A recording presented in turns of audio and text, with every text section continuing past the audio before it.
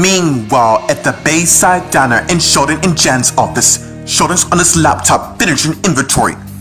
Just as his wife Jan came in, and as she closed the door, and Sheldon looked up and saw his wife just as she came to where he is and sat down, and Sheldon sensed that his wife is happy. You seem to be happy. May I ask why? I have a strong feeling that Tina is not going to be bound this anymore. Why do I get the feeling that I should fear from that? Vanessa and I questioned Nicole about her involvement with Tina. Look, I know it's a long shot. It's fine. Did she tell you any information? Yes, she did. And there's someone knocking the door. Come in! And as Billy came in, and as he closed the door, and turned and faced Jan, who turned and saw him along with her husband. I'll come back. You two are basically wrong. What can we help you with? I didn't tell you both some, and it's not going to be easy. Meanwhile, at the Los Angeles International Hospital in the waiting room, Michael came out of Dusty's room to where Kristen is. Look, I know this isn't easy. Then don't go through it. If it means I'm gonna lose, you're not gonna lose me. I know you made up your mind, but at least promise me this, that no matter what's about to go down, you'll pull through for me in the end. Meanwhile, at the Leaving Book Cafe, Kevin's finished ringing up the last customer. You have a good day. And as she left, and Tamara's next. Tamara, I need to talk to you. Sure. In fact, I'm about to go on break. Walter, and as she came to where Kevin is, can you take over? I'm about to go on lunch. Sure. Come on, let's go talk. And as Kevin led Tamara to the back. Meanwhile, at the Los Angeles courthouse, in the hallway, Erin's heading to the trial room. To Carly King to where Erin is. Erin! And as she arrived to where he is, and he turned around. Carly, what can I do? I think there's a way to reunite your best friend back with Jennifer for good. Meanwhile, on the other side, Daniel came out of the bathroom and began walking down the hall, not knowing Rachel's behind him. Not so fast. You and I need to talk. And as Daniel stopped and turned and faced Rachel. There's nothing to talk about. Actually, there is. You see, I'm aware you picked a fight with my son, and I assure you, it will not happen again. Meanwhile, in the trial room, as Tina Graham's trial gets underway. All rise, and as everyone got up, just as the judge came and sat down. You may be seated. And as everyone sat down, Tina, based on what I heard, things are not looking good for you. Now, counselor, pick up with the next witness so we can pick this trial up. Thank you, Your Honor. I would like to call forth Casey Graham Goodcharm. And as Casey got up and head to the front. You swear to tell the truth, the whole truth, and nothing but the truth? I do. And as Casey went and sat down and looked at Tina along with the rest, and as she thinking, finally, you're about to be out of our lives.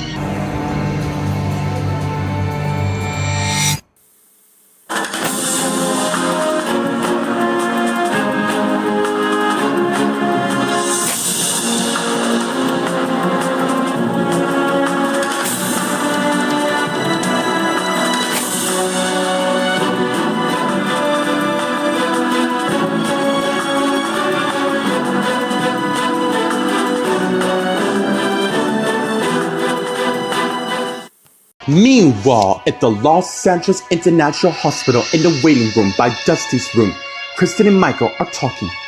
Honey, you have my word. I will pull through for you and our daughter. I'm glad to hear you say that, and don't you forget that.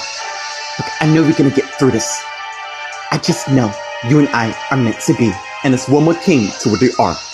Sorry to interrupt, but any word on our son Dusty? Not much, but he will pull through. Can I have a moment with my husband? Actually, I have a call to make. And as Michael walked away, and one more turn and faced Kristen. Look, I don't know what your deal is, but I know your deal. And let me tell you, it's not gonna work. Meanwhile, on the balcony, Michael stepped out and took out his cell phone and calls Mom. Hey, Mom. Everything's fine. Yeah, he's hanging on in there. Meanwhile, at the Bayside Diner in Sheldon and Jan's office, Jan, Sheldon, and Billy are talking. Dude, whatever you have to say to us, we will understand. Thank you. I came before you to tell you I'm giving you two my 2 weeks notice. Really? What going on? Because if you need more hours, we can work some out. Just don't walk away, no. You two have done so much for me, and I really appreciate that a lot. But I need to learn to spread my wings and fly. Wait, did you just really quote the lyrics of R. Kelly's I Believe I Can Fly? What can I say? The song's an inspiration. Also, it's my wedding song. Oh, speaking of your marriage, have you decided? Yeah. I'm gonna tell Madison that it's time for us to go to a new place and not have her father interfere in our marriage so much. Meanwhile, in the dining hall, as Kevin and Tamara came inside, and as they went to a booth and sat down and faced each other. So, what do you want to talk about? Our future, if it might be possible. You certain you ready? Cause from the look what I saw back there, it seems you're still hooked. Wrong. CJ is completely out of my life, and there's no need to keep allowing myself to think that CJ and I can go back to where we started, cause we can't. Seriously, you've been very patient with me and understanding, and I appreciate that a lot. So what exactly are you saying? I want to move on with my life, and I was kind of hoping I could do that with you. Meanwhile, at the Los Angeles courthouse in the hallway, Aaron and Carly are talking. Okay, what are you up to? Nothing. I just want two people who love each other. Look, your idea is good, but clearly there's a reason to why you want your ex-husband, even though you're married right now. Cause Jennifer needs to be happy, and Bobby's very understanding. That's why he's giving me the time and space I need to make my final decision. Alright, just be careful what you're doing. So, what's your plan? It's a good plan. I haven't thought of it yet, but it'll come to me. And also, something tells me Bobby is the one for me. That's why he's my husband. Anyways, first thing, I'm gonna set a trap, making these two come face to face and finally admit they still have feelings for each other. Sounds good. The only thing is, Jennifer's already left town, not to mention the country, so what about a backup plan? Meanwhile, on the other side, Daniel and Rachel are talking. The only thing I was doing was preventing people like you from trashing my mom. Look, you have no idea the things I may not be proud of what she's done, but she's still my mom and I'd do anything for her. Yeah, including helping her flee the country. It seems to me the only thing you're doing right now is I don't give a damn, cause it was well worth it. And while we're at it, you people think you're so damn perfect with your little perfect lives, acting like you don't make one mistake, and when you all do, you try to cover up. You see, my mom's not the only bad person in the factor, and it's very unfortunate that your son and I got into altercation, because, make no mistake, I'm not letting nobody, and I mean nobody, talk trash about my mom. Are you finished? Are you finished with your dramatic performance? You finally got that out of your little system? Well, good. Let that sink in your little brain. Stay the hell away from my son, unless you want prison. Wow, that's really cute, being the daughter of the chief commissioner. But don't get too cocky. I don't have to. That's really up to you and what you do next. Unaware to Daniel and Rachel, Amanda's overhearing the conversation while she's in the class nearby. Meanwhile, in the trial room, as Tina Graham's trial gets underway, while Shannon begins questioning Casey. Okay, Casey, I trust that you have many encounters since she was your stepmom. Did she cause a threat for you? Yeah, as a matter of fact, she has tried to reason herself in my dad's life, even though my mom's around.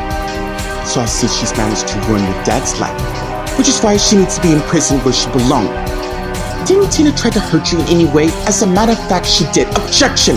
Your Honor, clearly it's overruled. Tina has done some unforgivable things, such as hiring a serial killer to take those who went back to Egypt in 2006. Alright, let's flash back to the point when you first saw Tina. What was your impression of her? Honestly, I knew then and there she couldn't be trusted at all. Could you explain to the court how you mean by that? It's like I said from the beginning, Tina would do anything to get her hands on the grand power and my dad, and there's no telling what she'd have done if she accomplished that in the end.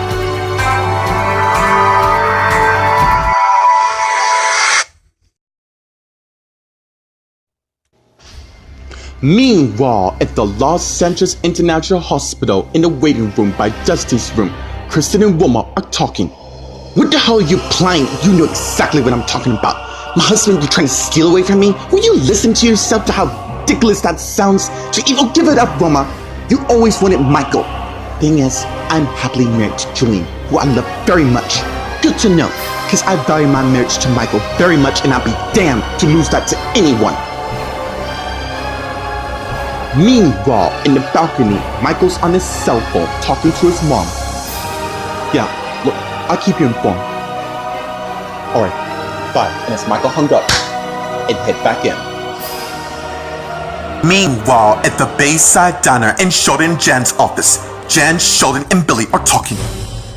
I have never heard of a father contribute to a relationship just to stay close to his daughter. Yeah, I know, it sounds very creepy in a way. I think what he's trying to do is test me to see if I can handle my own marriage. Honestly, that's not really his call. But overall, you're making a good decision on this. Where you gonna go? I was kind of thinking Canada. It's time for a new adventure. Well, thank you for coming with us with this information, and we'll make certain your last 2 weeks are good. And also, you have enough money for your new start. No problem. Anyways, I'll see you later. And as Billy got up and went, I left the office. Meanwhile, in the dining area, Kevin and Tamara are talking. You really mean that? I do. I am tired of waiting for someone who seems to have no interest in me at all. I'm just glad you're still here for me. Yeah, and I'll always be. In fact, if you really mean what you say, why don't I take you out on a date tonight? Okay. Something tells me that the two of us will work just fine. Tamara, you're an amazing person in every way, and I agree. We will make things work between us. In fact, why don't you and I have a little preview date right here, right now? That's if you're hungry. Well, I guess we can grab a bite since we're here already. Meanwhile, at the Los Angeles courthouse in the hallway, Aaron and Carly are talking. Look, Carly, I'm not doubting. Really? Because it seems to me you are. I don't want anyone to get hurt, especially the guy you're married to, and I won't. Just like you and Rachel, I deserve some happiness, which is why I decided to stay married to Bobby. In fact, I'm gonna be letting him know the good news as soon as I leave here. That's good to know. I really hope it works out, and seriously, you're making a good choice. I hope so. And as Carly's cell phone rings, and she got it and saw who it is. Speaking of which, that's my husband right now. I'm about to tell him the good news he's been waiting for. And as Carly turned and walked away, while Aaron went inside the trial room. Meanwhile, on the other side, Rachel and Daniel are talking. Rachel, I've already have enough on my mind today to even think to cause any trouble to your precious little family. You better look, lady, you can threaten me all you want, but you should know I'm a gram and fully aware that the whole world hate my mom right now. But I don't care, nor do I give a damn. The fact of the matter is, she's dealing with a lot without having every single person on this planet pointing fingers at her. Well, perhaps when you're older and more mature, you'll understand that your past always comes back and bites you in the ass. I am not gonna stand here and listen to this crap from you. I'm gonna protect my mother at all costs. Then all means go ahead. Do what you gotta do. And by the way, you should really be careful on which side you choose. Especially when it could cost you in the end. Are you done? Yeah, I am. Please excuse me. And it's Rachel turn and walk away. How much did you hear? And as Amanda came out of the closet, and Daniel turned and faced her. Everything. The question of the matter is, would you really risk our relationship just to help your mom out? Meanwhile, in the trial room, as Tina Graham's trial continues, Shannon is questioning Casey. Alright, I have no further questions. I do, and it's George stand up, just as Shannon went and sat back down. I have one question for you. Did you accuse my client of trying to kill you? What I said is true. She worked with the killer and then try to make it look like she had no objection, and as Shannon stand up, I have no further question. You may stand down. And as Casey got up and went and sat back in the audience, while Shannon also got back up. Your Honor, let's call, before he comes and his door stand back up again, let's call a witness on my own, if that's alright with you. Sorry, Shannon, you know the rules very well. Had this person been on the roster list earlier, I would have allowed it. Now, proceed, Doris. And as Shannon sat back down, Your Honor, I think it's time for the next witness I'll call upon can finally bring the answers I need to bring good news to my client here and get on the good graces of the jury right here.